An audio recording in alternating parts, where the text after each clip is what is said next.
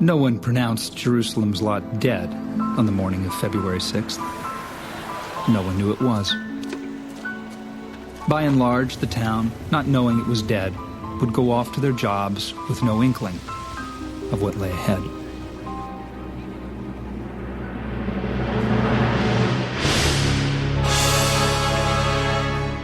Welcome to Now Playing's Salem's Lot retrospective series. You'll enjoy Mr. Brownhelm, and he'll enjoy you. Part of the Now Playing Stephen King movie series.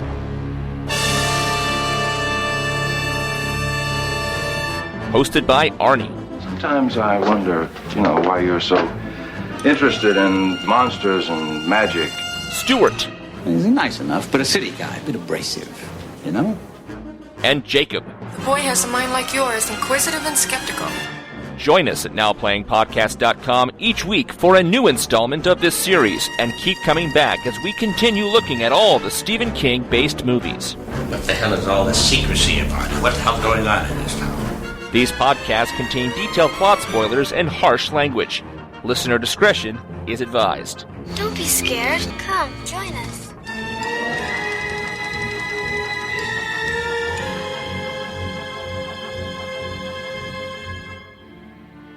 Today we're discussing Salem's Lot, this time the 2004 version, starring Rob Lowe, Andre Braugher, Donald Sutherland, Samantha Mathis back again, hello, Rutger Hauer, James Cromwell, Dan Bird, and directed by Michael Solomon. This is Arnie, and give me one good reason why as a podcaster I shouldn't let you die right here. Stuart in L.A. And this is Jakob, the interesting blonde. And this is it. We are back with Salem's Lot. This is now the period we keep doing this where we cover multiple eras of King with a single retrospective. Here, we did a original 70s adaptation of King. Then we did a bastardized has nothing to do with King, except he made $100,000 off of it sequel. And now we do another TV miniseries in the era where people are going back and being more faithful to King. The Stand, his version of The Shining, and Salem's Lot. Yeah, I think that something had transpired by this point. It's worth pointing out, by the time Salem's Lot is being released, most of the movies that people associate with Stephen King are in the public consciousness. People have processed, seen, enjoyed King. They're kind of over it. I don't think of this era as being event television. When Stephen King comes to TV, I don't know that TNT got huge ratings for this. I don't really remember it coming out that much. I had to look it up. Apparently June 20th and 21st. I don't think of big television coming out in June. I remember this coming out, and yeah, I thought it was telling that this was on TNT, and not too long before that, I believe USA had Dead Zone, and so he had gone to basic cable stations, and I did think it was a little bit of a change that they're on TNT, we know drama, instead of ABC, where we know big ratings. Yeah, I just, not King being on my radar that much. I do remember there's this time where he was getting on all these cable adaptation. I just figured, when I think of King, I think of It or The Stand, these huge, long novels, and hey, maybe that's the way to go, where you could have multiple nights, have a mini-series, something like that on cable. I just felt like cable was the place at the time to support that. You weren't seeing a lot of that, I didn't think, on network television. It's less restrictive. I mean, that's what's good about it, is that now they can have a few more swear words, they can have more violence, they can get away with what they could not on regular television. That might be helpful for a horror novel adaptation. You want to have it as unrestrained as possible. I do think it's weird we've never had a theatrical version of Salem's Lot. That they're trying again as TV is the weird part to me. That it's the same thing. It's 2 nights, 4 hours, 3 when you take out the commercials, but the same allotment of time to do the same book. I don't find it as that odd, though, because, again, if you look at it, the King phenomenon, it does seem, to me as well, very 80s. His big books were in the 80s, and then in the late 80s, he sobered up and then wrote Eyes of the Dragon. And not to say he didn't have great works in the 90s and this new century. I think he does. but the phenomenon, the ubiquitousness was the 80s. And you mentioned it when we did Carrie.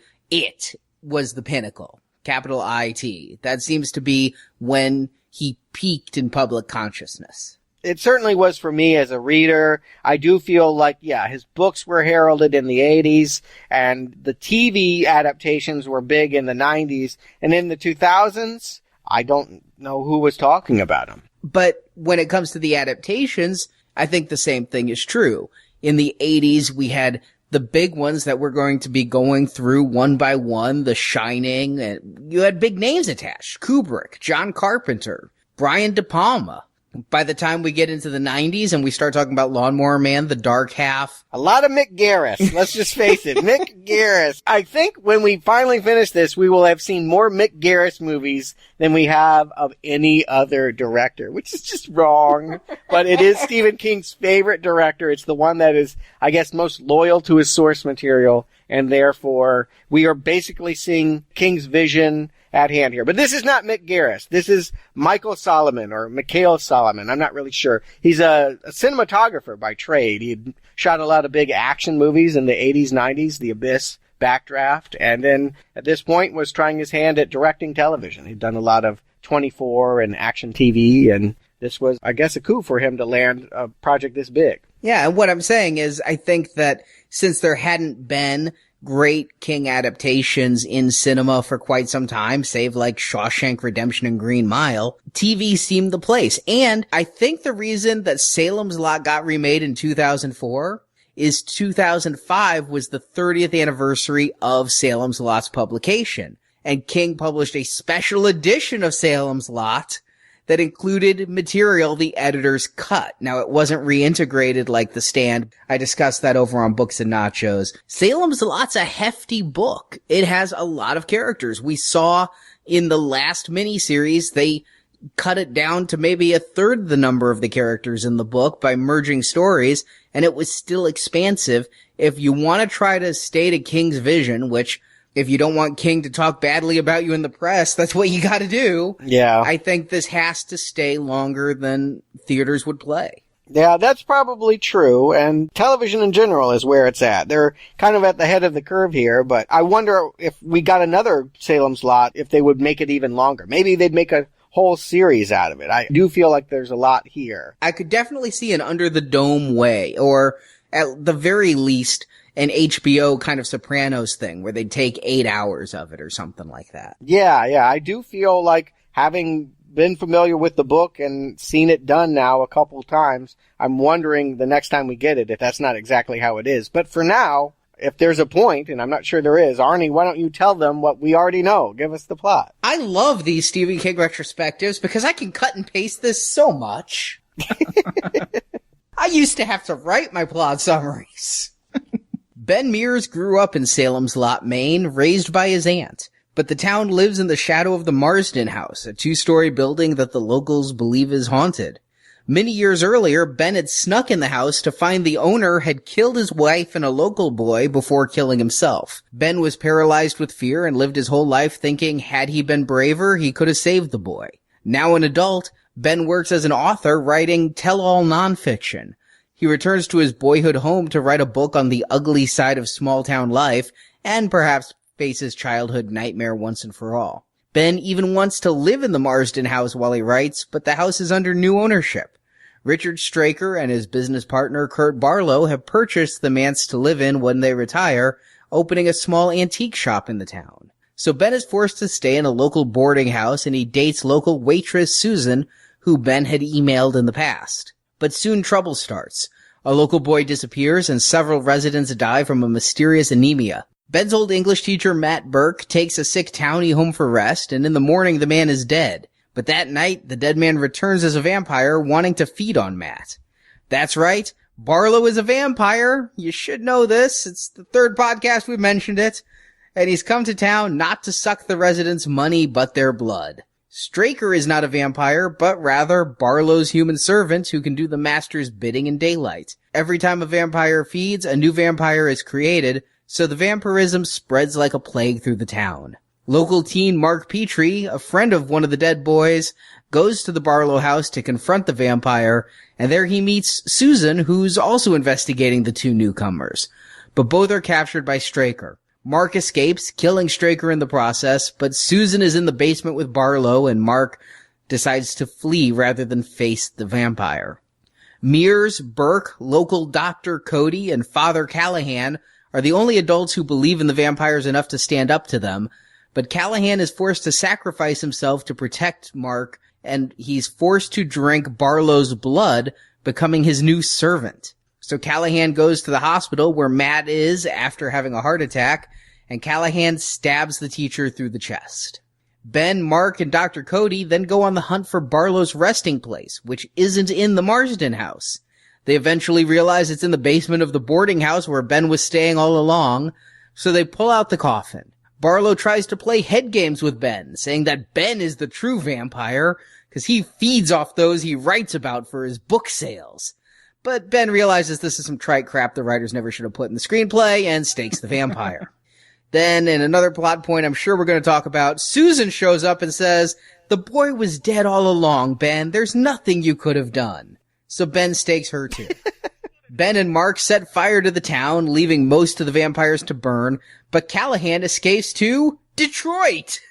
Ben and Mark pursue, and Mark attacks Callahan. Both are taken to the hospital with wounds, where Ben tells his story to a hospital employee, while Mark secretly sneaks in and suffocates Callahan with a pillow. Mark tells Ben the job is done, and Ben dies. We get a long upward shot of what I think is the point of view of Ben's spirit leaving his body as credits roll. Yes, subtle differences, important ones, but largely the same story. I don't know. Up front, how big a change do you guys think this is from Tobe Hooper? Obviously, does not in any way resemble the movie reviewed last week, A Return to Salem's Lot. That is its own creation. But I gotta say, I did get a lot of deja vu, and even though we're in a new decade and, new production values, by and large, to me, this felt pretty faithful to both the book and the previous version. If I have to summarize it, how I felt with that Tony Hooper one, more characters, less horror. I was kind of surprised by that as we get into it. But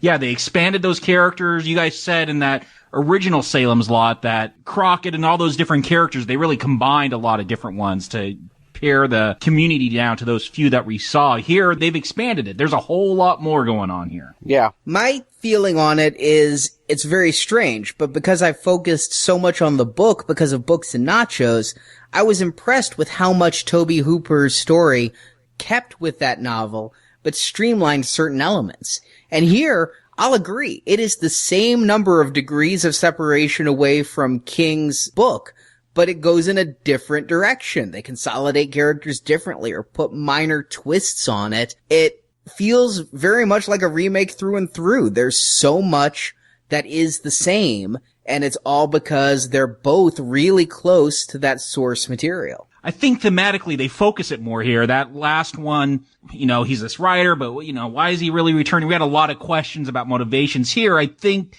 they pin down the characters, at least Mears. They pinned him down a bit more. I don't know if it's as satisfying. We'll talk about it, but I feel there's more focus in the characters now. Yeah, I feel of all the changes, the biggest one comes right up front. I don't know where the hell I am with the frame story. That is, I think, a good idea. With a story that is so familiar to fans of Stephen King, why not throw them for a loop by setting it in Detroit? I mean, I really didn't know what the hell was going on when we have Callahan giving out Thanksgiving meals and Rob Lowe is the villain. Rob Lowe is trying to kill the priest. This was very interesting to me because Father Callahan, if you listen to my Books and Nachos, in the book as it was published, Father Callahan's story does not end satisfyingly. He is defeated by Barlow when they do that faith versus faith. And instead of dying a noble death, or instead of becoming Barlow's servant, as we've seen in both TV adaptations, he goes to Detroit, he flees, he gets on the first bus to get the hell out of town.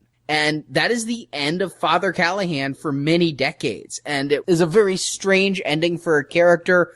For the longest time, King had teased in interviews doing a sequel to Salem's Lot that would explain what the hell happened with Father Callahan. And it turns out spoiler alert, Father Callahan comes back up in Stephen King's major opus, the Dark Tower series. And the Dark Tower series is weird because Stephen King is in it as a character. What? Are you talking about the Gunslinger? Yeah, that whole series. I only read one of those, but I thought it was a Western. It becomes something far more and far weirder, and Randall Flagg from The Stand is the major bad guy. I cannot wait until I'm 52 and discussing that on Books and Nachos. Yeah, I tried to read the comic adaptation of that, and yeah, strange stuff there. But that is where Father Callahan's story continues in the King universe. So here, this movie is immediately saying, screw it, this character needs a definitive ending, and so we're going to start with that, which is, yeah, perhaps the most radical change to the entire story of Kings. Okay, I didn't know anything about that. I didn't know that this was a character that had a life beyond Salem's Lot. I didn't even know if he was a character. Honestly, when you look at the first Toby Hooper thing, other than that one great scene of him versus Barlow, I didn't notice the priest. He just wasn't a character that stood out to me. Here, by casting James Cromwell, Oscar nominated, a character actor we've seen and covered in other films, I'm paying attention. And the fact that he's still alive, obviously this is after whatever happened in Salem's Lot, that he's going to be a survivor. All of this is intriguing. It's having me interested in a story that I thought I knew and was afraid that it was going to be overly familiar. The interesting thing is, when you get to those Dark Tower books, Callahan works in a food line in Detroit and throws himself out a window when he's attacked by AIDS-carrying vampires. You know, this opening to me, it just seemed like an updated from the Toby Hooper one. There we started, I think, in Mexico, and we know we got two characters looking for vampires here. We get the action a bit quicker. We get Rob Lowe, who I go into the spoiler-free when I hadn't seen him, so, but I'm figuring, okay, this is gonna be Ben Mears, and James Cromwell, whenever I see him, doesn't he always play the person that's like good, and then the third act, you find out he's really the bad guy? That's how I always remember him, so. Not in Babe. Or in Star Trek. And Spider-Man 3, Captain Stacy. I was surprised that it was James Cromwell. I don't think the credits had rolled yet when we see him. And I knew Rob Lowe was in this, even though on the DVD cover he looks like Lou Diamond Phillips. It's actually Rob Lowe. And I see him attack a priest and I'm like, shit, is that James Cromwell? And I'm wondering, is it a cameo or a job? And it is a job. He is in more of this movie than just this opening. And I like that. Another thing that it does is it lets you know right from the get-go that religion, the religious themes. You know, I asked, Jerusalem's Lot, does this have biblical connotations? What does this have to do by naming the town as such? Here, after they fall out the window, we have an orderly who defines himself as a Christian and demands from Rob Lowe, the man that he believes wrongly attacked this priest, why he should let him live. This is what motivates the telling of this story. It frames it in a way in which we're seeing it through a Christian's eyes, through a religious perspective. I'm thinking that this version is going to have a tighter focus on themes of that nature. And I get that it's probably going to have a tighter focus. It's definitely heavy-handed how it's going about it. I don't know. None of this dialogue seems natural to me, that you get this orderly. Even if you're a nurse, don't you have to take the Hippocratic Oath? Even if you're not a Christian, you got to help that person? It's not very Christian to say I'm not going to help you. Yeah. But, yes, apart from that, it's also illegal. Yes, if you're practicing medicine, you're not allowed to let your bias influence the practice here. But it's just so that we have the right perspective as we look and go back to a story that becomes very quickly very familiar. And it's following the structure, if not the points, of King's novel. King's original novel was told in retrospect, as Mears had left the town in flames and then was thinking back on the events that took place, and starts with him rolling into town. And we do the same thing here. And yeah, in our lead role, we've talked more about James Cromwell than we have Rob Lowe. But Rob Lowe at 2004, you know, he was kind of at a second peak of his career. He had that time in the 80s with St. Elmo's Fire and all that. There's the Brat Pack years cut short by his sex tape. Back then, it was a scandal. It was a scandal back then. Now it would be a necessity. Yeah, you'd high-five him, right, for having a three-way on video. Tommy Lee, we know who he is now instead of the nameless drummer of Motley Crue because of the sex tape. But yeah, in the 80s, that damns you to being the villain in Wayne's World. true enough. I hadn't seen him really since then, but he did go on. You're right. He did have this career on television in The West Wing. I never saw an episode with him in it. Oh, he was great in it, and I stopped watching when he left the show. I mean, I was a West Wing follower because of him in it. And he left it to do this and other TV shows? I feel like he disappeared again. Quickly. Very quickly, he was gone. This might have been the last time I've heard of him since discussing him today. No, he's back with Parks and Recs. He's back on NBC Thursday nights, in fact. Yeah. Okay. I guess I just don't keep up with Rob Lowe, and shame on me. But he always seemed to me like the yuppie scum you'd get if you couldn't get James Spader. There's just something about him. To me, he's just kind of yuppie scum, American Psycho. I think of him as a man that has a lot of money and not much to like. And that's because you're thinking about his 80s roles, which is when you paid attention to him, and you're not thinking about what truly was his career comeback, which is, thanks to Stephen King, The Stand. The Stand brought back him and fellow Brat Packer Molly Ringwald, and he was a pariah when The Stand came out in 94. I remember reading Entertainment Weekly articles discussing, oh my god, what are they doing putting Rob Lowe in this? And then laughing at him saying they've cast him as a mute. Could you think of a better role for Rob Lowe?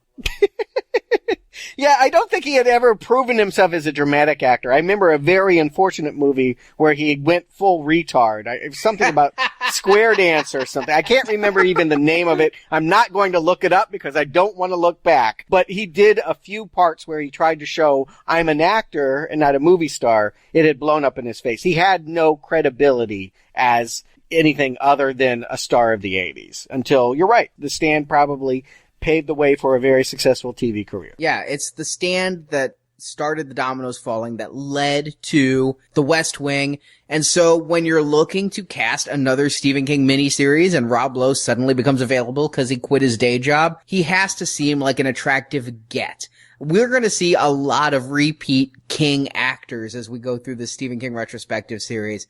And Rob Lowe definitely is our first when we hit him again in The Stand, but here's his second time being a starring role in a King miniseries. So to me, he makes sense. That makes so much more sense. I was just judging him as the basis of a writer. I mean, Arnie, I remember that was an issue for you. We all agree David Soul had no soul. He had no essence of being literary, really. He was just a star of television of the moment that they could get in 1979. Rob Lowe as a writer, well, they have changed it. He's not a novelist, right? He is a war reporter. He's a journalist in this conception.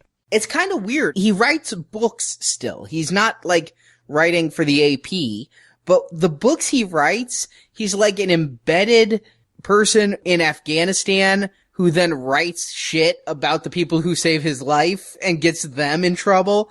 It's a very muddied thing. I don't know why they felt they had to change this from him being a novelist, but they do try to make him a little bit more of a despicable writer, whereas in the previous versions, the townies just kind of looked down upon his writing without knowing a lot about it. I like it actually because I think that what they're setting up here is he trustworthy? Would you trust him with your secrets? He's here to write about the town. If he had written about the people that saved his life in Afghanistan and it ended up getting 3 soldiers court-martialed, you wouldn't exactly get your tongue wagging with him. I mean, I think that's the problems the townspeople see in him coming to town. Yeah, his teacher will call him out. You're antagonistic, lack emotion, and lack of moral center. And I think nothing makes him more untrustworthy than when you find out that he, rats out the soldiers that saved him. He was a hostage in Afghanistan, and then he witnessed these soldiers take out some civilians and writes a bestseller about it and gets them all court-martialed. I mean, they really do set up a character here that not just does this town trust him,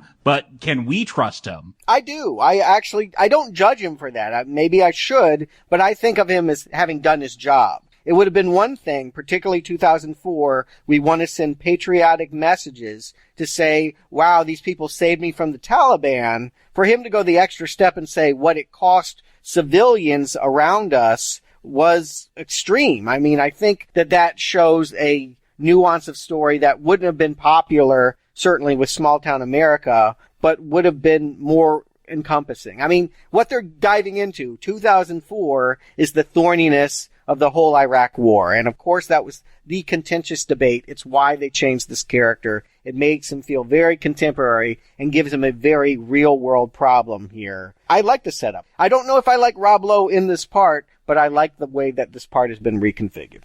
I think he has a bigger problem in that we find out about halfway through this that the reason he came back to town is because he's gone from reporting on the Afghanistan war to write a true-to-life Peyton Place. Well, what is he writing here? I mean, it's under the pretext. What he's telling everyone is he is writing about his earliest childhood horror. That, you know, if he's a man that's experienced real-life horror, the first violence he ever saw was at this Marsden house. And we learn a lot more about it this time. I'm happy to say I actually understand the way they've configured it, whereas back in the Tobe Hooper, it was kind of nebulous. This time, it feels like it's about the owner of the house specifically, and not that the house is always attracting new evil to it. They've de-emphasized the role of the haunted house. Yeah, they've dropped all that. We don't get all this talk about, can a house be evil? Are the timbers in it evil? Now it's really reframed is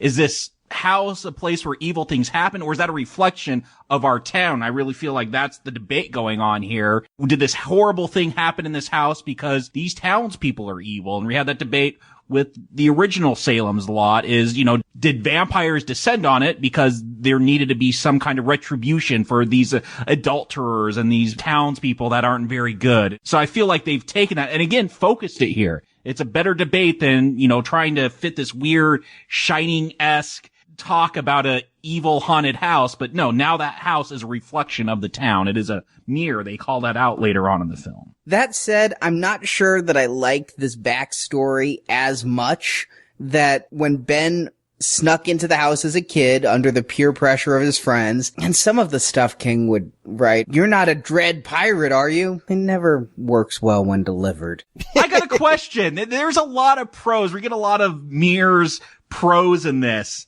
Is this from the book? Because, man, it's not very good. Most of the monologues are written by the writer of the show. Some, though, are lifted directly from the prose. Now, King doesn't do any voiceovers or first-person narration, but the very opening where he goes, "No one pronounced Jerusalem's Lot dead on the morning of October 6th, that is straight from King.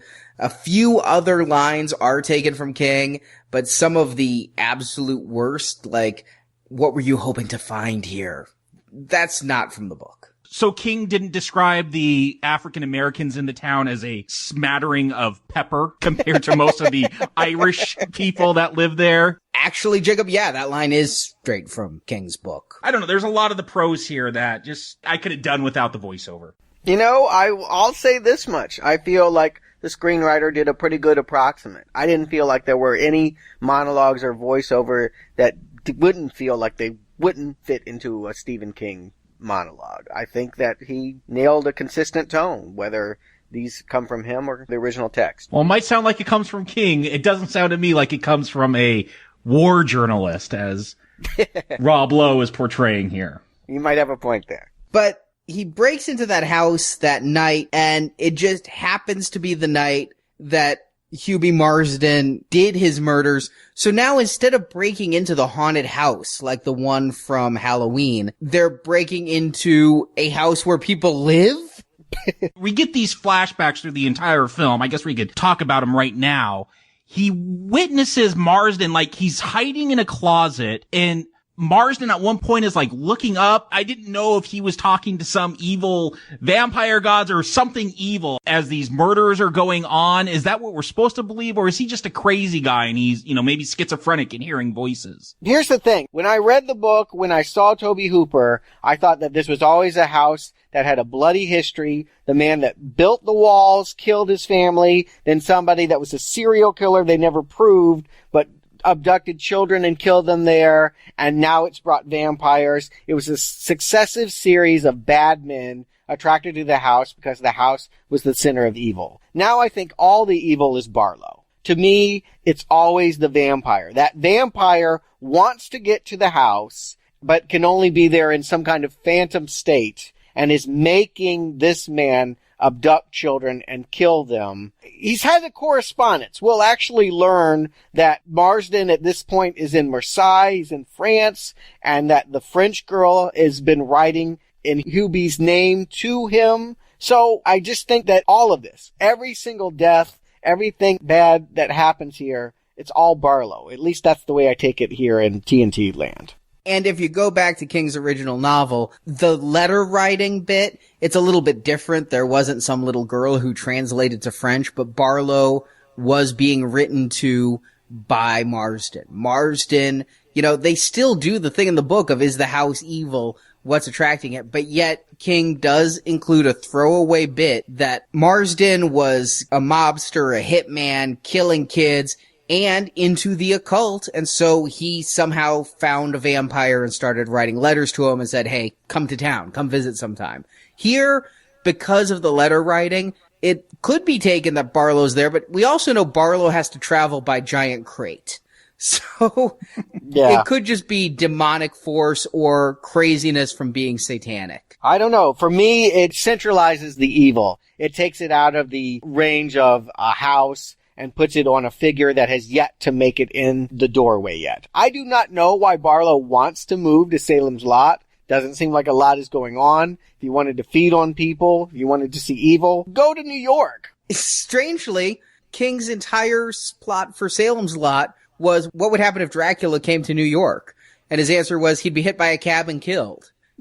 So if you think about it, Dracula didn't live in a big city, and when he tried to move to a big city, he didn't succeed, so he would stay in small towns where he could stay under the radar and thrive. Yeah, I feel like there's still similar problems that we had with Hooper's Salem's Lot. Why does Barlow come here? Why would Dracula come here? Maybe that's answered better in the book, but I feel like a lot of the missed opportunities with that film that could have strengthened it, they aren't quite tackled the way I would have expected them to be tackled here and explained better. Of the 3 times the story's told, it is told most explicitly here thanks to that lady who wrote the letters in French.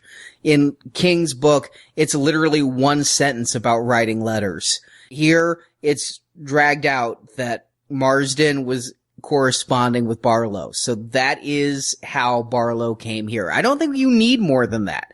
It's a little coincidental in all the tellings that Ben and Barlow come to town at the same time, but the plot is a vampire comes here, not that there's a reason for the vampire to come there.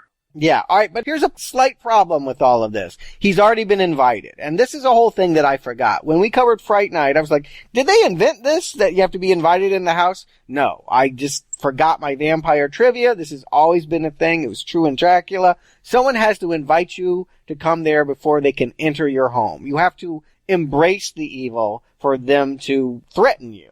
Otherwise, you're fine. Marsden has done this. He has made that house a place where Barlow can go. So why do we need the real estate agent? Why do they need to do this whole jazz about how he has to invite him and get land and all of this? I feel like they wanted to create an evil landowner. A landlord is a good target for a villain. There was a recession going on. And a housing crisis. Not quite yet. About 3 years short of it, but people were, maybe starting to feel that. I think it's a perennial. I think landlords can always be seen as villains, but I just feel like here's a character you don't need anymore. Whereas I felt like he served a lot of the point of it in Tobe Hooper's. This landowner, other than the bad toupee, I barely pay attention to him. Yeah, Crockett, he made some deal where he didn't sell them the house because Barlow had to technically be invited into the Marsden house, or I almost took it like he had to be invited into Salem's Lot, like he couldn't just wander into a town. They were extending that vampire lore, which, I don't know, Straker's not a vampire, so he could buy the house and invite whoever he wants into it. It seems convoluted to me. Well, normally you have to be invited by an occupant of the house. You couldn't just have your minion walk in and then go, come on in. Well, let Straker buy the house. Then he is an occupant. True. I wonder if they would have done themselves a favor by actually having Hubie not be a flashback, but be something in the present. I know that they want to have this past history with Ben, and I get that to a degree, but I almost feel like if they had just made it that Hubie invited the evil, this story could have gotten in faster, and we could have tied what he did and the disappearing children with what's happened now. Well, let's talk about Larry Crockett here, because in the last movie, he was played by Fred Willard, which drew a lot of our attention. Here, he's played by somebody who I don't know from anything. Aussies. Yeah. Aussies. This whole thing was shot in Australia. Most of the cast, aside from a few TV actors from America, are all Australians. Yeah, there actually is people from Man-Thing in this. Oh, yeah, I noticed that. The doctor, yes. But he was the one who did sell the Marsden house in the book, and he has his own little evil subplots. He's part of the town's nastiness. He's the richest person in the town. They talk about that a little bit in the last one, about the way he does his dealings, but here, they really go out of their way to make him and the rest of the town even more evil and nasty than in Hooper's or King's vision. I mean, here, not only is he the second inviter of the vampires, he's also molesting his teenage daughter. Yes. That was a surprise. Not in the book, right? I could not remember this detail. No, not in the book. And yet I don't feel like King wouldn't use it. I feel like in some ways it was just something that didn't occur to him, but not something he would object to. He didn't get there yet. Crockett's not just a real estate guy. I think they drop a line that he's head of some corporation. I mean, he's writing rent-due eviction notices onto people's trailers. $10,000 for a trailer? Couldn't you buy one for that? How do you get $10,000 behind on your trailer? Wow. But yeah, that's one of the people is having to extort $10,000 in order to stay in their home. Yeah, and I mean, it's put out in the book that the way he made his money in real estate was starting with trailer homes. So I took that as a tie back to this. Plus, they had a trailer home set and one camera set up. There's like 5 different scenes, all filmed from the same like crane shot at that same trailer. I guess he was evicting Sandy and Royce, who we'll talk about later. But here, yeah, in this movie, they really go out of the way to bring Crockett more to the fore.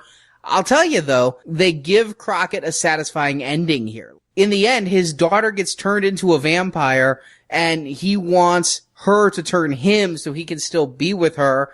And instead, she lets every vampire but her eat him, not turn him, but just rip the flesh off his bones. Yeah, I was confused. I'm like, did this turn into a zombie movie? Because it's like, we won't drink your blood, but we'll eat your flesh. And then it goes into zombie mode, the way they tear him apart. I think that's just to give this character a satisfying ending. In King's original book, this guy is the one who sells them the Marsden house, and like in these, he hires the workers who bring Barlow to the house and all of that. He's like the Minion's minion in this, so you expect him to get this really nasty death, and it's just mentioned in passing he's turned into a vampire. But here, it does flesh this character out more, and like Father Callahan, gives him a more satisfying ending. So if you just read the copy of the book, these were the 2 characters who you go, what the fuck? And now, in this miniseries, they're given their just desserts. And I'm going to say that right up the top here. I think that this miniseries does a much better job of constructing complete character arcs for its ensemble than Tobe Hooper's. Tobe Hooper's ultimately, I felt like, was the star vehicle for Ben and his surrogate kid that he sort of adopts. And the rest of them were just flavoring that came in and out of it and didn't have much real importance other than just being a town of victims. Here, I definitely can see that this feels like the town has a soul. And I feel like, you know, it's described that the house overlooks it and it's going to die, but is it going to heaven or is it going to hell? You know, like some of these townspeople are evil, some of these townspeople are good, and some of them are trapped in the middle. And all their stories are important because ultimately the sum and subtraction of who they are as people are going to characterize this town. There's more people here. Are they developed better? Yes. Are you more engaged with them, though? I'm approaching this as a vampire film, and I don't know if I'm getting that. As this film goes on, yeah, we're gonna get vampires. We're gonna get people getting bitten. I just don't know if I ever feel that creepy atmosphere that I did before. I don't think I'm any more engaged with these people. There's more of them this time, which makes it even harder to keep track of all the blackmailing schemes and land deals and all that going on. Again, better development, but it doesn't feel any more streamlined to me. And I don't know, I'm not approaching a Stephen King film caring about this town drama as much as waiting for a vampire outbreak. But I think one of the things this miniseries does better is its pacing of the vampire story. Yes, we have a lot of characters here, and we do spend, I'd say, the first half hour or so getting our introduction. But within the first half hour of this, we're already being introduced to Straker and Donald Sutherland and giving this creepy performance that I love Donald Sutherland in this. He is hysterical in this. I love the fact that when they do the rap sheet on him, the cop is suspicious of a lot of people. Ben, Kurt Barlow, the evil bus driver. But when they come to Sutherland, they're like, he was kicked out of America for selling ecstasy in 1966. You know what? I could believe that. Look at Donald Sutherland. He looks like that dude. He looks like he did too much acid here and is now selling antiques, but wouldn't mind taking you in the back room to his meth lab if you so choose. I do feel like he's kooky. He's not creepy, but he's kooky, and I think that's okay for a sub-villain. He's not the head guy. He's not Barlow, but he does have a kooky, quirky energy here that I think fits. Let me tell you what's inspired casting. You have Donald Sutherland as the human lackey, and who do you have as the vampire? Rutger Hauer. Now, I may be the only Buffy the Vampire Slayer fan on this podcast, but the fans who are listening remember the original Buffy the Vampire movie with Kirsty Swanson had Rutger Hauer as the vampire and Donald Sutherland as Buffy's trainer, the Watcher. Oh, wow. I didn't put that together, but I did see that movie. I never watched the show, but I did see that movie. You're right. And I'm a Buffy virgin, so I haven't seen any of that, so news to me. Yeah.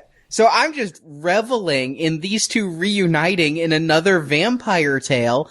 This one in a post-Buffy world after Joss Whedon went to TV and redefined the vampire genre. Could be you're onto something, but I don't know. Rutger Hauer will always be Roy Batty to me, and I do think he gets to play off his Blade Runner persona here, you know. He does get to be this sort of superhuman creation that makes Faustian deals and speaks poetry really towards the end. When he converts the priest, I think it's very similar to the way Roy confronts his creator in Blade Runner. I think that it's just a Rutger Hauer part. It's fun. I don't see enough Rutger Hauer, quite frankly. I think of him as mostly having his career built on Blade Runner. Here, I think it was wise to cast him as Barlow. If you're not going to go with prosthetics and makeups and doing what they did with Tobe Hooper, go with someone who had a lot of plastic surgery. Oh, he looks pretty good here. I don't know. I bought it. I just didn't get enough of him here, waiting so long for the master. And to me, with Hooper, it's worth that reveal because I really dug that version of the master. Here, he's just a normal dude. Yes, it's Rutger Hauer, but why couldn't I get to that sooner? Why did I have to wait so long? Yeah, we see him in the shadows. He is making deals with Dud. He's going to straighten his crooked spine out, but we don't really get to see him perform until the end, and it's just too little too late for me by that point. But we have action coming before that because it's only 25 minutes into this movie when the boy gets abducted, whereas in the last one, it was 50 minutes in. I don't know. It's more like over an hour before we actually see fangs. I mean, I don't think we actually see a vampire bare his teeth until Dud has been changed and turns Floyd into one of them. I mean, it's really late. If you're here for vampires, I'm going to just put it this way. When I watched the Tobe Hooper movie from 1979, I thought that it ultimately was a little too pokey, a little too slow, but I really liked the scary parts. Here, I think it's inversed. I actually think the pokey stuff is the good stuff, the drama. Come for the drama, but this vampire nonsense,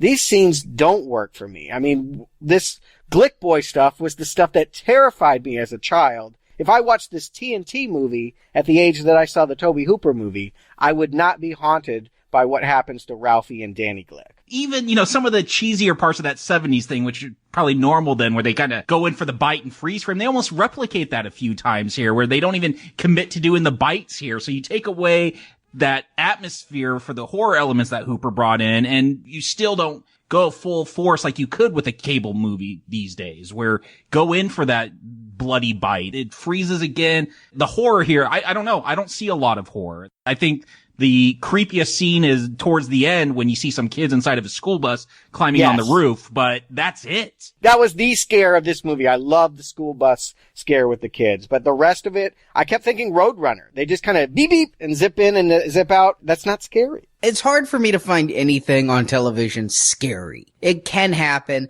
It's really rare. Here, though, I like the atmosphere. You guys talked about Rutger Hauer and the Blade Runner connection. I like his speeches. I like his intensity. I like the other vampires. I like their look.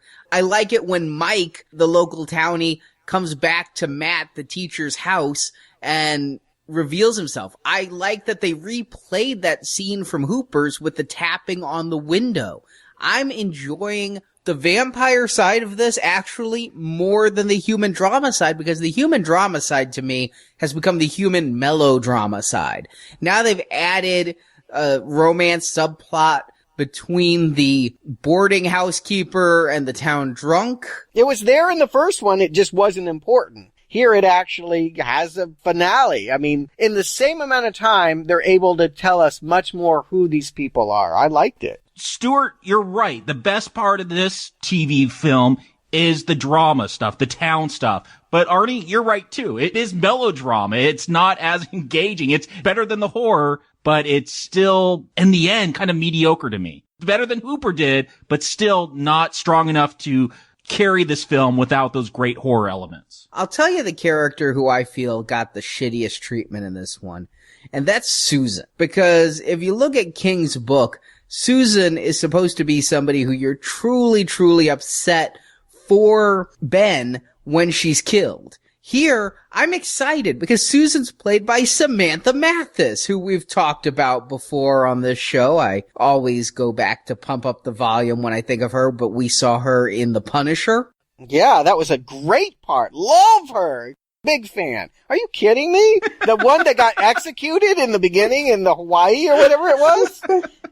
She also would be in King's Under the Dome TV series, but I'm excited because she's in this part. And they take her and they actually remove her as a love interest. They date a couple times, then she finds out he's writing a book about the town and thinks he's a dick, and they break up. And so when she turns, who cares? No, I disagree. I like that. I think it actually helps the story that she represents the town. You know, at first she's seduced by the famous guy that's come back to his roots. And then when she finds out that he wants to pen a tell-all about the root of evil, and that means them, yeah, I think that that's good. Before they wrote it off like, I have a job interview in Boston, and so that's why she disappears from the movie. Here it makes more sense that she would reject Ben, that she would not be involved. I think many of the character changes are for the better. And yet Ben's still digging her. We get to the end when he finds out she's a vampire, and he's like, right after they've killed a bunch of vampires, they're like, wait, let's not kill her. Let's kill Barlow, and maybe that will change her. Like, all of a sudden, because of my love for you, we're not going to slaughter a bunch of vampires. We're going to go for that head one now. Oh God, I hate her ending. I hate her ending. I hate that they bring her back as a vampire, not as well as they did in Hoopers when it is painful for him to kill her, but they bring her back almost like an angel from beyond to absolve Ben from his guilt in a stupid fucking speech. And then, despite all of that, he stakes her with no thought because she turns and, like, after being, like, Melinda the Good Witch, absolving him from his guilt, when Mark Petrie shows up behind her, she's like, food! It makes no sense. It's stupid. I have a lot of problems with the real end of this movie. Hers is the second one of just eye rolling. I honestly, from being most excited about this actress in this role, I went to, this is my least favorite character in this movie. On that, we agree. I didn't like Susan beforehand, and I put some of that on Samantha Mathis. But yeah, when she shows up with that crimped hair and basically makes it so easy for Rob Lowe to not feel guilty anymore. I mean, what we understand about the Marston house is not only is it the root of the vampire evil, not only was it the place where he was invited in and started poisoning the town, but Ben has a role here that as a witness, he saw a child in a tub. Children had been abducted. Maybe he was still alive, but he curled into a fetal position rather than running for help. And he spent all of these years hearing that child scream in his head. This woman, who was not there, would have no knowledge of it, is just going to magically come in and say, oh, that was all in your imagination. And he had a crushed larynx. I mean, yeah, dreadful. A dreadful, dreadful scene that should have been completely cut. I would have preferred that they staked her earlier than having her come back to do this. Yeah, just utterly awful. So she is perhaps the worst. I'll agree with you that some of the other characters yes, I've already mentioned with Cromwell and Crockett that they had arcs in this one, whereas even in the book they were left wanting. And you're right when you point out that the old boarding house lady and her drunk lover, they also have a resolution. And even Dud and Ruthie Crockett have a resolution, whereas in the book, it's in passing. It does become more fulfilled arcs, but yet everything is taken a little bit more extreme. Everything's taken a little bit more Melrose Place. And for that reason, I find myself having trouble getting behind any of these stories, with one exception. My favorite story, because they played me in this whole thing, is about Dr. James Cody, who's the local town doctor who becomes one of the vampire hunters. And he ends up in a relationship with Sandy McDougal. Now, in the book, Sandy McDougal is a child abuser. She wasn't here? She's not. They call that out early on, and so I just took it that she was covering up for herself. It's her husband in this one. Okay. Well, that's what I assumed. She was covering up for herself or someone else. See, and I thought she was covering up for herself and seducing the doctor because she was beating the baby. Because in the book, she was beating the baby. Here, Royce McDougal's a real son of a bitch. He is the child abuser because we hear him beat her and the baby later on. But more than that, they've teamed up to whore her out to the doctor. She'll sleep with him, arrange to be caught by her husband, and the husband will then put a gun in the doctor's face and blackmail him for 10 grand. And if he doesn't pay up, turn him into the board for sleeping with a patient. When it's revealed that Sandy was in on that all along, I was as played as the doctor. Oh, I assume that's what was going on. I guess I have an evil heart. I figured it's all a scheme to make $10,000. We saw a similar thing, though, in the last one, where the lover is caught and the husband comes in with a gun. Seeing it in Hooper's version, seeing it in King's, I think it was just my expectation of seeing what had come before that played me perhaps even more than the story itself. And I think the Doctor is one of the few characters here who is in the gray area. To me, I'm watching a miniseries about a town that's got to prove itself as it dies. Is it a good place or is it a harbinger of evil? And I'm never quite sure about him. On one hand, he's committing adultery. He's kind of a prick, but then he's concerned about this baby and, he's trying to find the money. And I don't know. I never knew exactly how to feel about him for much of the movie until he does sort of become one of the vampire hunters there at the end. And I do like him. I got to say, his death was the most gruesome of the entire movie. Like, when he enters the lair and the stairs collapse and he falls on the power saw, I literally yelled out loud. I was like, oh, I just didn't see it coming. And I'd forgotten. There's a similar death for that character in the book, and I'd completely forgotten. And it's, in one way, a bitch way to die, right? He falls for a booby trap and is killed and taken out of the fight completely, leaving Ben on his own.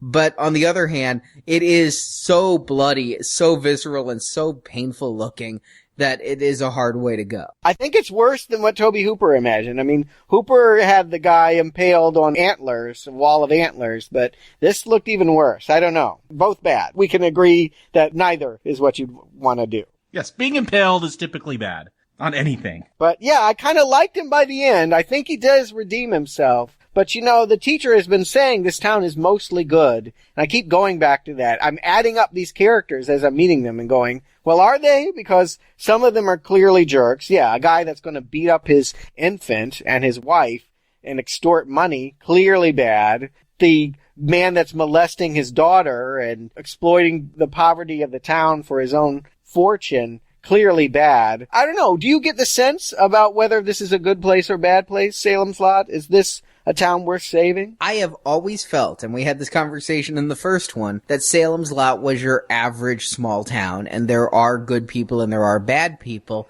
In this one, where they're actually, yes, framing it as putting the town on trial, I think they do a disservice by focusing on all the bad stories, because those are the interesting ones. Yeah, where are the good stories here? You get this English teacher, I guess he's good, and the doctor does go hunt vampires in the end, but I don't feel there's a balanced case here. This is as skewed as perhaps Ben's book about these troops in Afghanistan, sensationalize it so you can make the money. I don't think we get a balanced view of this town to really make that decision. It's proposed, hey, is this town evil? But it doesn't really give us that vision to make that decision. I feel like some of the characters have the asshole knob turned down. Like Floyd Tibbets, was the evil plumber ex-boyfriend of Susan, and so clearly a villain beating up Ben in the Tobe Hooper version. Here, he just feels like someone that has been displaced. I mean, I can understand he's heartbroken, and how can he compete with a successful writer? I mean, how can he compete with Rob Lowe? I feel like less of an asshole. I feel like the sheriff is less of an asshole in this one. I don't judge some of the characters as harshly. I don't feel like they're as broadly drawn as they were in the Tobe Hooper movie. But yet, they're still assholes. The constable still just takes off and says, fuck it, I'm gonna let this town die rather than risk my own ass. No, that's who he was in Tobe Hooper. Here, he makes it clear, I could handle this if I were gonna die. What I can't risk is being turned into an undead. I actually think that it's a much more sympathetic portrayal. The first time it felt like someone who shouldn't have had a badge. This time I understood. His family was in Florida. He was seeking a home for himself. I don't know. To me, I did not have the same impression of him at all. I mean, the town in Hooper's film seemed more satirical. This is a take on small town communities where they're supposed to have this pure image, but everyone's sleeping with each other and running around kind of being bad. Here, it's just so much more melodramatic, and I think that's the problem for me. If you're going to go for this melodrama and propose this as a town on trial, are they evil? Well, let's really see the good in this town. Early on, we see the town turn out to look for the Glick boy that went missing in the woods, but so much of the focus is the melodrama that's your impression of Salem's Lot. Yeah, the only victimless story we get is the woman marrying the drunk, and the crime she committed is making him wait too long. But all of the townie stories we get are pretty much about bad people doing bad things. Even Ruthie Crockett, who is the molestation victim, is herself manipulating Dud by pretending she's interested in him when she would never be interested in a guy with a hunchback and a limp, because she's doing it to piss her father off. We spend too much time focusing on those stories for me to believe that line. When the shit hits the fan, there are 4 people who stand up to the vampires, and one of them's a teenage boy. Right. I hear you. I like the grayness of it, though. You're not going to hear me say anything really negative about the characterization here. I actually really like this stuff. I think it's really strong. Where I think the movie fails is in trying to craft the kinds of scares and the moments of tension that make those dramatic moments peak. I think that this is all talk and no horror. They bled dry the tension of this Salem's Lot, and that's a mistake. I gotta say, as much as they've fixed the ensemble, do we really want a vampire story that has no scares? I'm diametrically opposed to you there, Stuart. I was discussing, is the town sympathetic? But believe it or not, I'm enjoying this melodrama. I'm enjoying the scenes with the vampires. I'm intrigued by the suspense of what Barlow is going to be portrayed as. I mean, I read the book, I've seen the previous movie, I know the story, but I want to see this portrayal. But this melodrama, like I said, I was fooled by the McDougalls, and I'm a little bit taken in by this old romance, and I'm really surprised by the one-upsmanship of the Crockett family. So, you say there's no tension, I'm finding the vampire stuff to be good. I'm finding the drama stuff to be entertaining. We started off saying, how would this be done? Could this be a series like some Stephen King stuff has been? If you really stretched this out like Under the Dome, I think I'd be watching every week and eating it up. Well, you are on record as being a Melrose Place fan, so melodrama, that's your thing. And I don't think you're hearing me. The melodrama is good. The vampire stuff are the moments where, like, the kid is behind the curtain saying, invite me in, and you got that really sped up motion, and like, that was it. That was how Danny got bit by his brother. Those scenes are not good. I liked the scene where he was in the kind of creepy looking behind the semi-translucent hospital No, there's nothing unsettling about this. With the Glick boys pawing at the windows with the smoke behind. I mean, there's nothing unsettling about this hospital scene, or really most of these vampire scenes. That's what I'm saying here. When I'm talking about the vampire stuff, I'm talking about the kill moments or the bite moments. Those things look silly. They move silly. They're not frightening. I don't even think the director is really into those moments. It doesn't feel that way. I don't even quite understand. Little Ralphie was killed before he was bitten. And then he was beheaded or something. How did he even get turned into a vampire? They stuffed him under ice, and I thought that was Straker doing that. It was, I believe, Straker doing that. They mentioned the boy's head thing.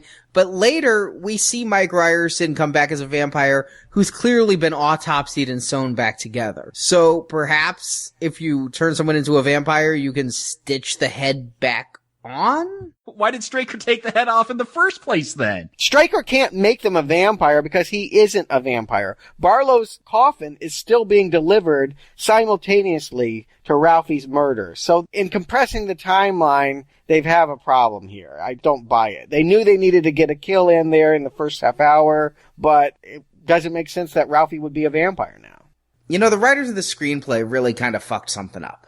Because in King's book, that first boy dying was a sacrifice to Satan. It was not a vampiric death. It was a murder done by Straker. Here, they decide to take that and mix it with a vampirism, and it creates this whole, how do you take a beheaded boy and turn him into a vampire thing? How do you? Why do they need to behead him at all? I think you need to stick with the vampire thing. I wasn't thinking Satanists.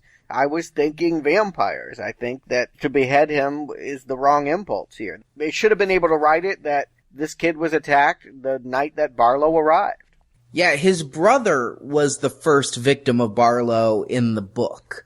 But, yeah, I mean, they talk about consecrated ground and how the ground is no longer consecrated after the dog's death and things. I think they just tried to adhere too closely to the book, but they also really wanted that scene from the first movie of the boy outside the window. They wanted their blood and to drink it too, is what you're saying. Yes, to use a vampire metaphor there. It does not make sense unless Barlow was always there and only his coffin was being delivered, and that is what Hubie was seeing on the roof. Who knows? Maybe. Pretty lame though. If it was just literally bring me my bed. It was not bringing Barlow to the house. That's pretty an undramatic development there. And I guess if he'd been living there for that long, they wouldn't really need to go through the problem of not buying it. Right. There's still problems here. I think some of this is in the source material. I don't think I'm in love with King's novel as you are. I actually think that this script has done a good job of cherry picking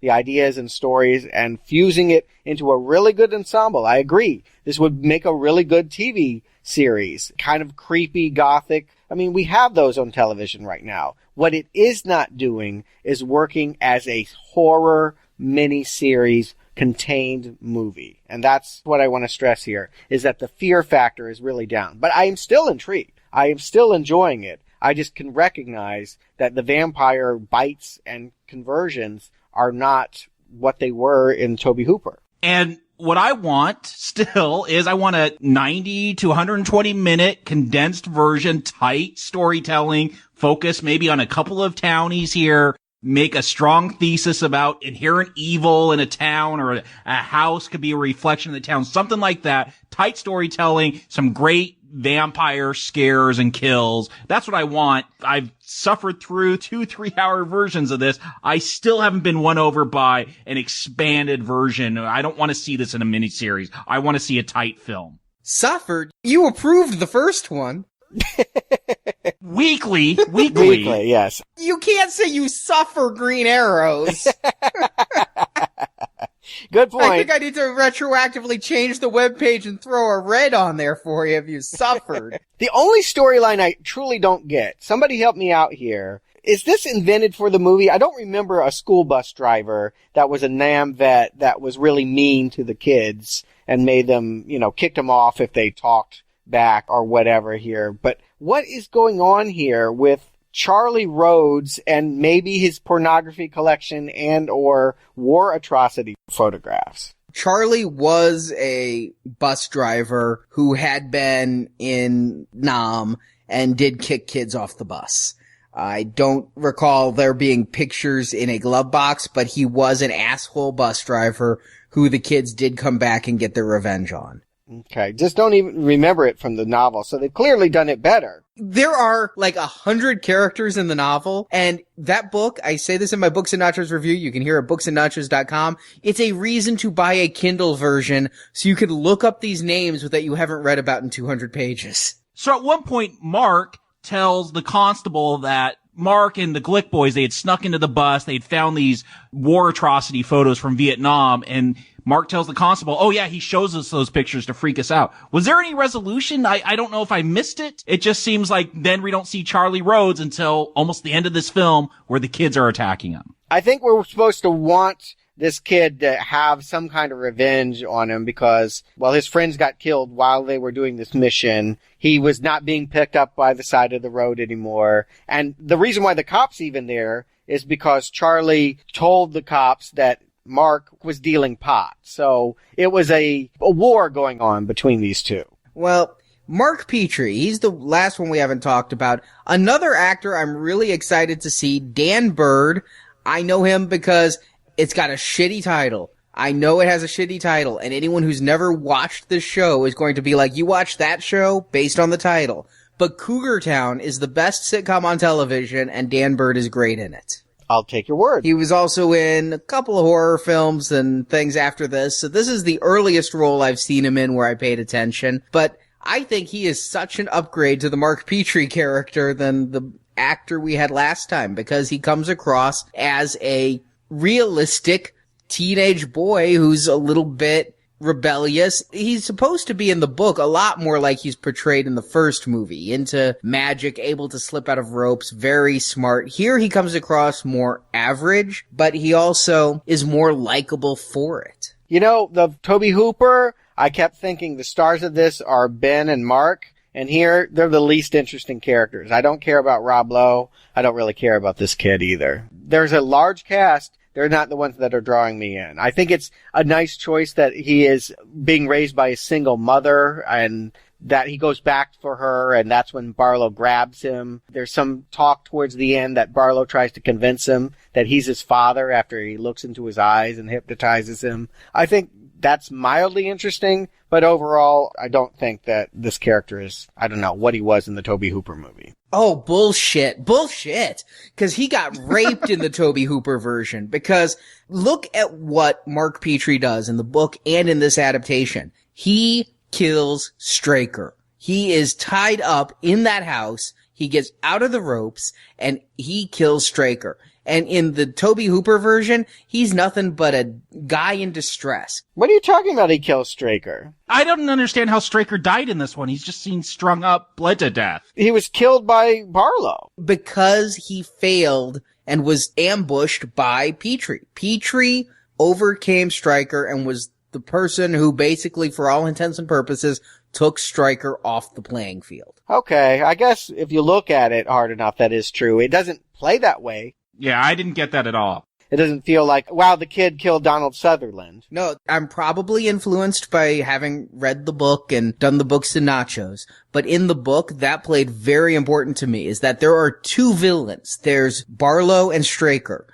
And there are two heroes. One takes out Barlow, one takes out Straker. Here, he hits him over the head, and the next time we see him, he's dead. And it's because he failed. So, no matter how you look at it, Petrie takes out Straker through cause and effect, and that makes him one of the heroes of this movie and of the book. He does nothing of value in that fucking Toby Hooper version.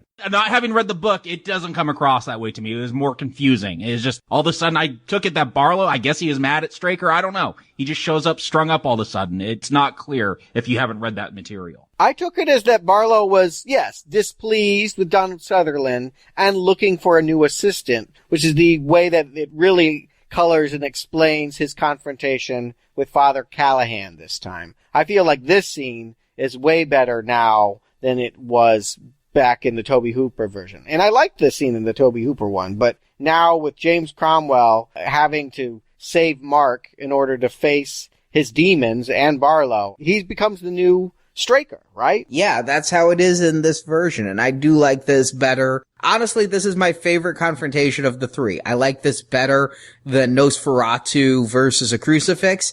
I like this better than Stephen King's version, where the priest's arm starts to glow, and all I can think of is the last dragon.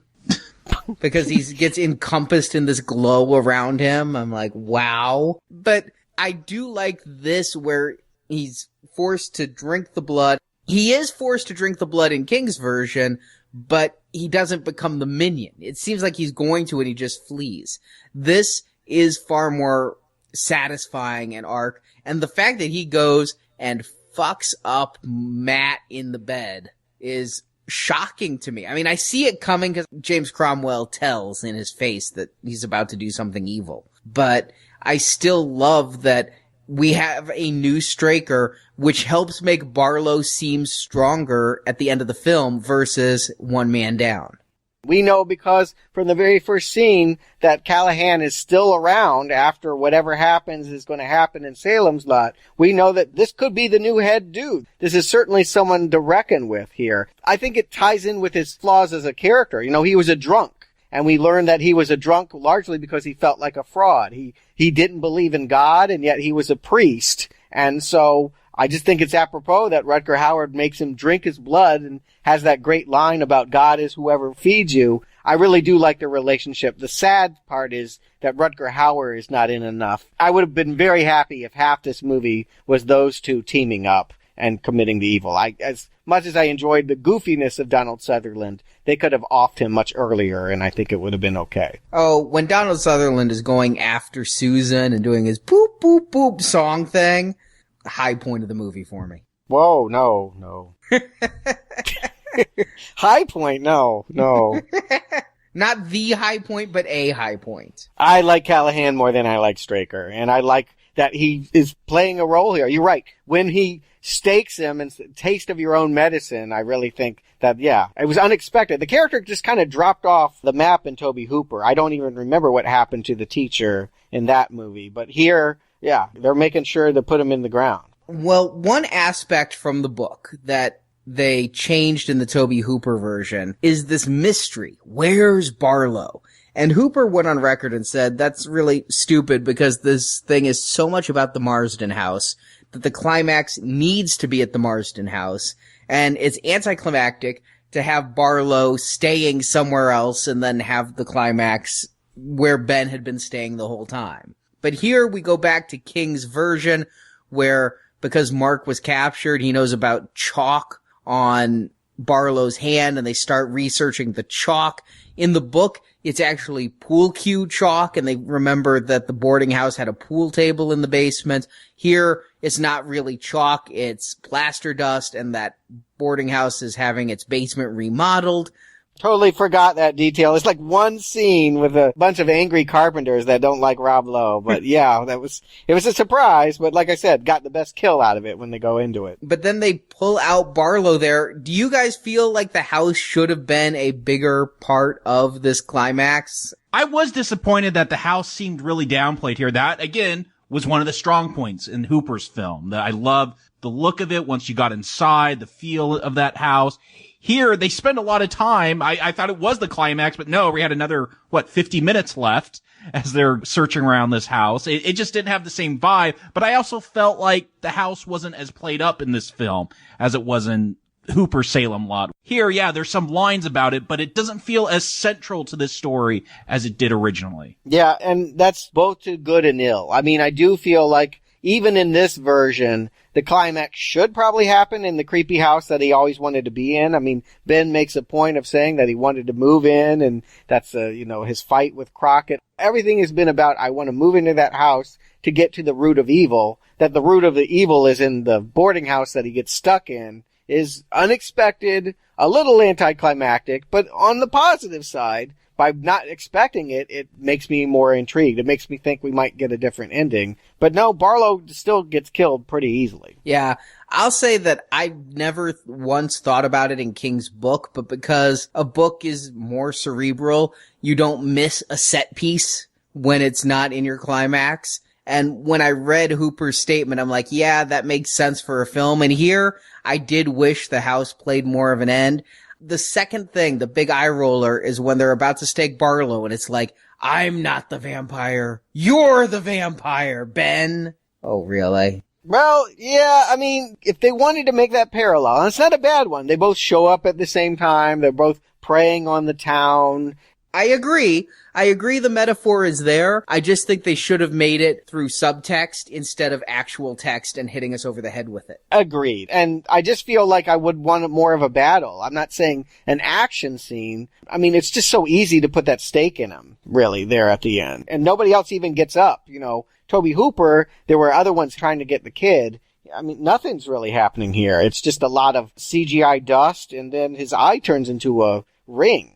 I gotta ask, does that mean that all the antiques they were selling are bits and pieces of his body? Was that a cursed antique store? No, seriously. It made me think that maybe that's why they were into antiques, was that I don't know, he can make rings out of his body parts. I did not take it that way. I thought the ring might have been in him or something. I don't know what he was into for fun, but I didn't think he turned into the ring. I just thought the ring came from somewhere. So was he going through all his, I guess, past reiterations as he was dying? I mean, one time it looks like he's a conquistador, and is this a way to show that he's really super old? Yeah. Yes. I think Stuart and I are on the same page. I didn't know that meant that you could, like, swap genders and become, like, a geisha or whatever. I mean, like, it wasn't like I put on different outfits throughout times. It was, I have different races, heights, body types, genders. Well, vampires can change form. It's so unclear. I also took it as maybe these are some of his victims whose soul... Remember Nightmare on Elm Street 4 when the souls were trapped in Freddy's chest? You always go back to Nightmare on Elm Street. No, it has nothing to do with Nightmare on Elm Street. Hey, explain to me the geisha then, if not a trapped soul in Barlow's body. It doesn't make sense that they're trapped souls because we see with Susan that she doesn't become free when he dies. I don't know. Actually, she kind of does float upwards. Well, here's a question. So we start seeing them when they're killing different vampires. Like, you know, remember when Miss Glick kind of just disappeared? I thought, okay, they're going to improve that. Not really. They kind of fly up to the ceiling and turn into dust. Is that their soul being redeemed? Their devilish, demonic body not being able to go up to heaven, but their soul is? I was wondering why all those vampires seem to rise up in the air like that. That is what I took, actually, was that I believe that this was, yes, the small town was being judged by the house, and thus the occupants of that house, and the evil was holding people down, and we're seeing, once the evil is done with them, that, yes, they're ascending to a higher plane. It's not really clear, but yes, that is why I take it to be that every vampire has to die on the ceiling. Yeah, I'm the same way. I take it as very much they are being released and able to go to heaven. So the best way to get into heaven isn't to live a good life, it's to be turned into a vampire then killed. I don't know. Maybe you should write a vampire Bible, Jacob. I don't know. But we know Ben goes to heaven because we have that American Beauty scene. I don't always go to a schlocky horror, goddammit. Yeah, you know, I like this ending. I didn't know what to expect. I did have a feeling that the kid was still around. I mean, that was something that was clear in the Toby Hooper and in the book. I figured that the kid would come save him is kind of what I figured. I figured Callahan would get out of his bed and try to kill Rob Lowe while he was trapped in the hospital, and that it would fall to the kid to protect them. They play it a little bit differently here, but I think that it was the right thing to have Rob Lowe tell his story, change a heart, and have the Christian let the killer go. I thought that was interesting. I don't like that they kill Ben, though. I just think that that's kind of a lame out. It brings it back to the religious themes, you know, Jerusalem's Lot and Christ figures, and, you know, I don't want to get too steeped into this. I don't think you can. I don't think it's really there. It's not worth it, but it's definitely there. They're definitely playing with the themes. Little bits are there, yeah. They're not shaping the themes in a way that's definitive. That he has a martyr's death may or may not be important to the rest of the story, but I do feel like more than the other version of the TV miniseries, this has been about judgment and God and being a good person or bad. It gives an end. If nothing else, it means that Rob Lowe won't be back in a made-for-video sequel. Perhaps he'll return as a guardian angel. I like that Mark gets away even though he has no place to go and no parents and no guardian now. He's going back to that soup kitchen. I was thinking his own private Idaho, but either way. I mean, even the orderly's just like, go. He's not going to help him either. He's homeless. No, I took that ending differently. I mean, it was the Christian saying, I'm going to allow this to be. I felt like he was a cynic when he was first hearing the story. And by the end of it, even though he says something like, I don't believe what happened, he's willing to let Mark escape with a crime that he probably shouldn't. And let's face it, this guy could have been fired for 5 different reasons. And let's face it, hospitals have a lot of security. Somebody knows what happened. It's on a camera.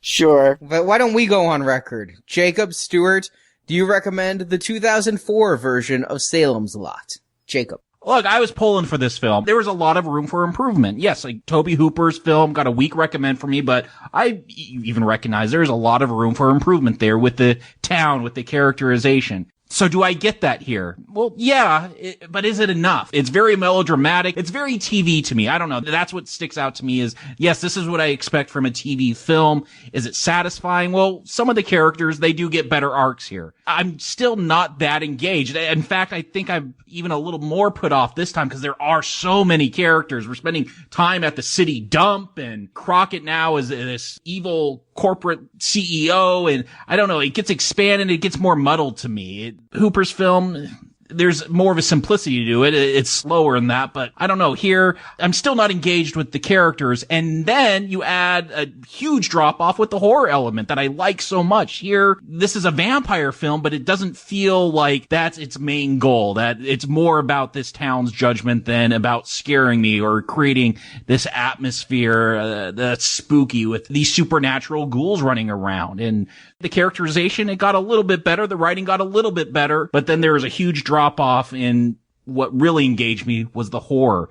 So not a recommend for me this time. Stuart. Yeah, I'm going to recommend this one.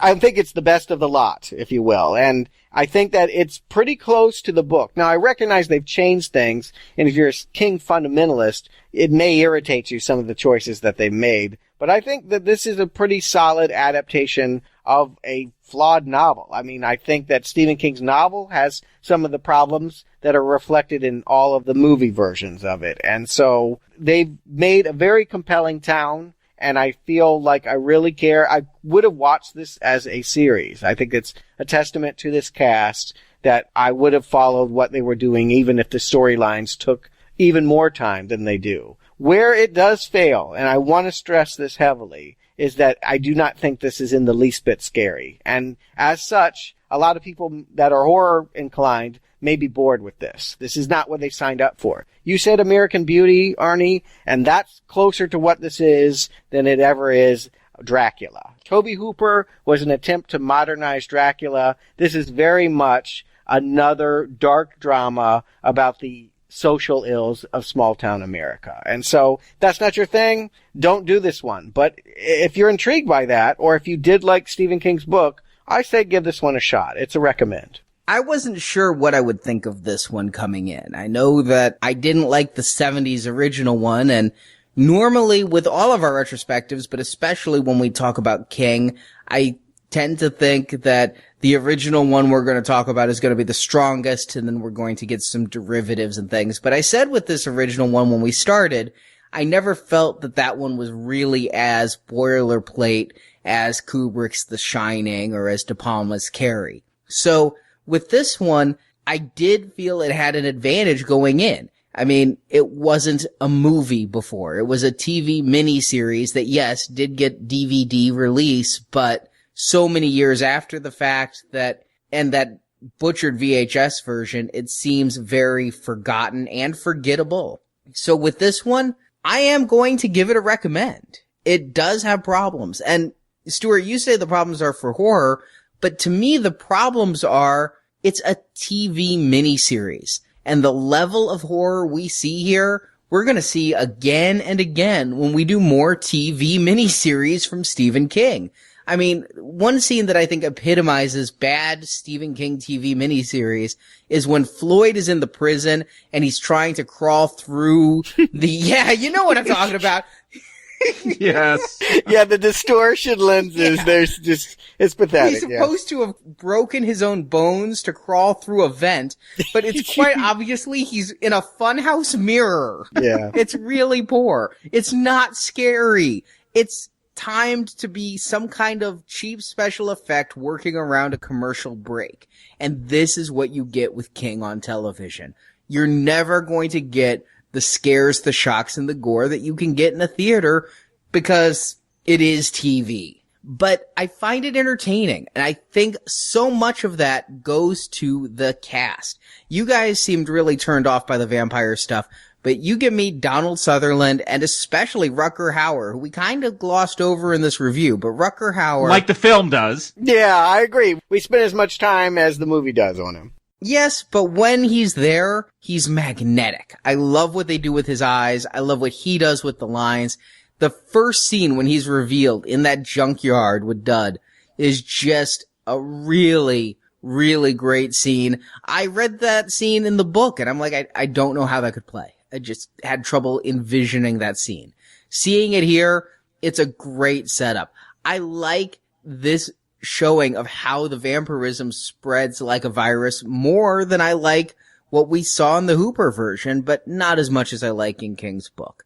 Rob Lowe as the semi-conflicted main character. I like the whole group of heroes. They are charismatic and they are able to act well and they come across likable. The only character in this whole thing who I just didn't quite click with was Samantha Mathis as Susan Norton, and that's just the way the character was written.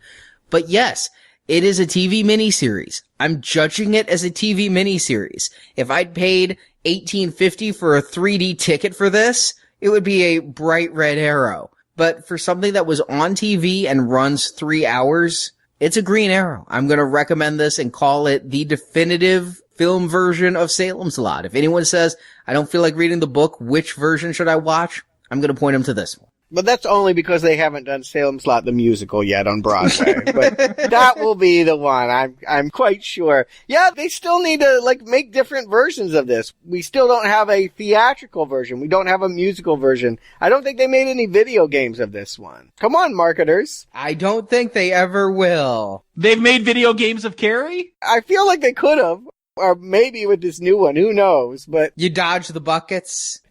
Yeah, I don't know. I feel like this one is underexploited, and maybe that's a good thing, but because it's a more tricky novel, I do think it may never be a theatrical experience. They may never be able to turn it into that. But it's weird to me, I've never gone to a theater to see Salem's Lot. Well, that said, there's just not a lot of King happening in theaters that much anymore. Carrie is a exception now, whereas we could count on 1 to 2 to 4 King films a year.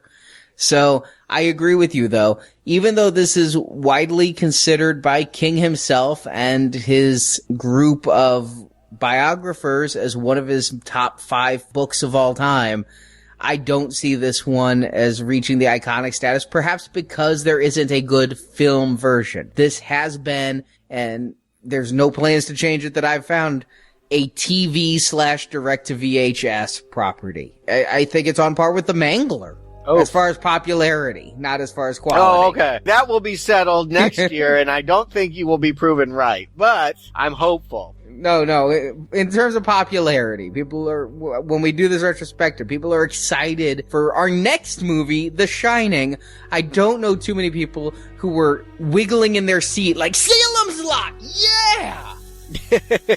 Yeah, I agree with you. I don't know that it would have been asked for, requested in the way that we have with Kubrick. Very, very excited when we move on to the third book in Stephen King's career, The Shining. That's what's up next. So we'll be back with that next week. In the meantime, if you need more Now Playing, you guys hounded us with emails, tweets, Facebook posts, forum posts. Give us Chucky. Well, we are. Just till December 31st, though. Find out all the details at nowplayingpodcast.com. It is a donation series, and your donations do help keep us on the air. But we've done our 2 donation drives. This is more to give you guys what you wanted. You want a review of Curse of Chucky? Here's all 6 Chucky films reviewed. All the details by clicking the banner at the top of nowplayingpodcast.com. And also, while you're at nowplayingpodcast.com, click the link over to booksandnachos.com. My third and final Salem's Lot review was released yesterday. And also, head to the forums. Let us know which version of Salem's Lot sits best with you. It's funny, none of them got all red arrows from us. I find that to be rather shocking. Do you guys agree? Tell us in the forums or on our Facebook and Twitter pages. Links can be found at nowplayingpodcast.com. So Stuart, Jakob, thank you for joining me. You bet. And until next time, ciao, Constable.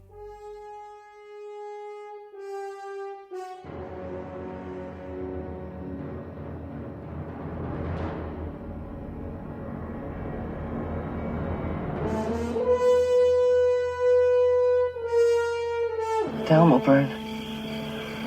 You will drive them out of their hiding places. All of them? It will purify Salem's Lot. And the others will be on the run and on the hunt. For us. For us. Thank you for listening to this episode of Now Playing, and we hope you've enjoyed the show. I just don't like things that suck your blood and have conversations afterwards. Now that you've heard the movie review, head to booksandnachos.com to hear reviews and analysis of the original Stephen King Salem's Lot novel and short stories Jerusalem's Lot and One for the Road from the Night Shift collection. Literature's become elitist. It's like black and white photography. And come back to NowPlayingPodcast.com to hear our reviews of other Stephen King movies, such as Carrie. And join us each week for another new King movie review. You take your mother and anyone else that you can persuade to go. In the archives section of our website, you can also hear reviews of other films such as The Texas Chainsaw Massacre, A Nightmare on Elm Street, Saw, Riddick, Friday the 13th, the Avengers films, Star Trek, and more. Find hundreds of movie review podcasts at nowplayingpodcast.com. Why don't you come up and have a drink one night? To tell you the truth, Richard, the place scares me. While at nowplayingpodcast.com, be sure to join our forums where you can discuss this review with other listeners. I used to think nothing happened here. But the truth is, everything happens here. You can also follow Now Playing on Facebook and Twitter, where the hosts post new episode announcements and written movie reviews. The links to our social media pages can be found at nowplayingpodcast.com. What would you give for this miserable boy? Support from listeners like you help keep Now Playing operating. You can find a link to donate using PayPal at the bottom of our website, nowplayingpodcast.com. Whoever feeds you is your God. You can also show your love of Now Playing Podcast by shopping in our store, where you can buy panties, coffee mugs, t-shirts, totes, boxers, teddy bears, and much more. 95% of our business is done online. You can also help out Now Playing by leaving us a 5-star review on iTunes. A link to Now Playing's iTunes listing can be found at nowplayingpodcast.com. Saints preserve us. Now Playing's Salem's Lot retrospective series is edited by Heath and Arnie. Don't you guys ever sleep around here? I mean, don't you even get tired? Now Playing credit narration by Brock.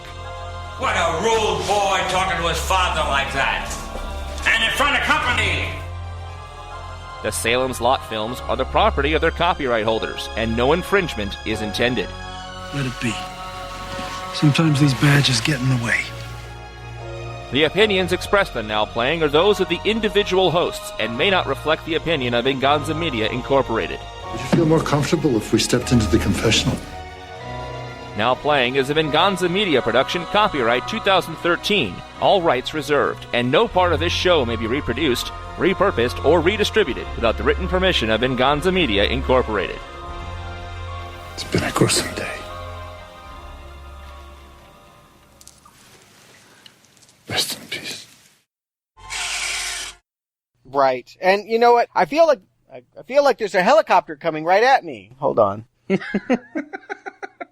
I thought you were being metaphorical. I know. I'm like, what helicopter was in this movie? What is that feeling that this movie has given you that makes you feel like you're under attack in Nam? how I always remember him. So, you know, I don't know. Not in Babe. Or in Star Trek. I had forgotten about Babe. Don't forget about Babe. He does not turn him into bacon at the end. That's right. I guess we are going to have to cover that series then. There's two of them.